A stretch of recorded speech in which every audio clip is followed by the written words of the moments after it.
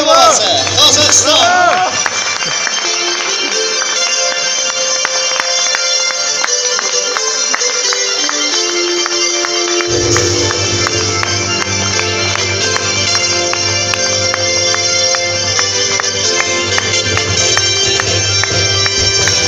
Дорогие друзья, ваши несмолкаемые аплодисменты. Гран-при!